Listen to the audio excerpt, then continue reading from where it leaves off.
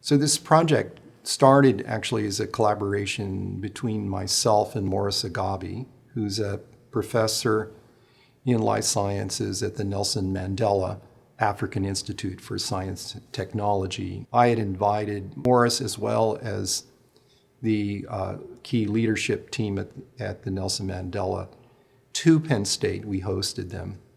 Morris and I got together and talked about our various collaborations and things that we wanted to do. And we thought it would be marvelous to sequence one of the iconic African animals. And we thought it would be a great thing in terms of building this new university in Tanzania.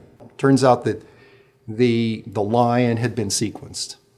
The elephant had been sequenced. And so we thought, both of us came to the conclusion, the giraffe hasn't been sequenced. As soon as I realized the giraffe hadn't been sequenced, I also realized that would be far more interesting because of giraffe's unique attributes, because we might actually learn something from the sequence.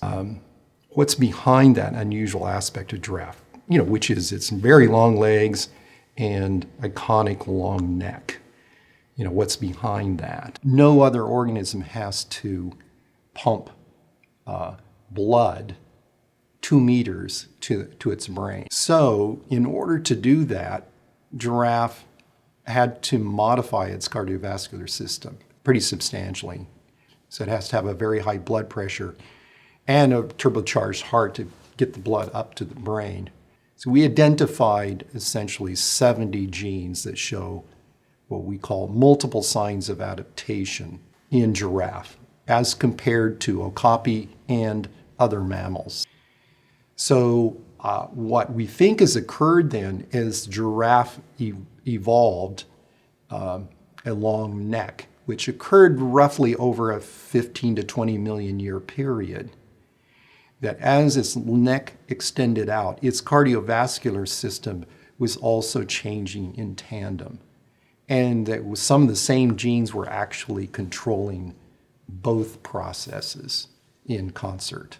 So initially, I had anticipated that what makes a giraffe different would be in the non-coding sequences that lie between genes. And the reason I thought that is that those sequences often are controlling the regulation, the expression of genes. They're elements like are called enhancer promoter elements, but they basically regulate the expression of those genes in different cell types, for example. So the surprise is that we identified changes in the coding sequences themselves. And what made sense out of this, it was actually in the coding sequences of regulatory proteins. And that can actually have a larger impact than just changing sequences between genes that are regulating just one gene or another. Because if you change the coding sequence, which can modify a regulatory protein, that can have a cascade of effects of hundreds, if not thousands of genes downstream that are controlled by that regulator.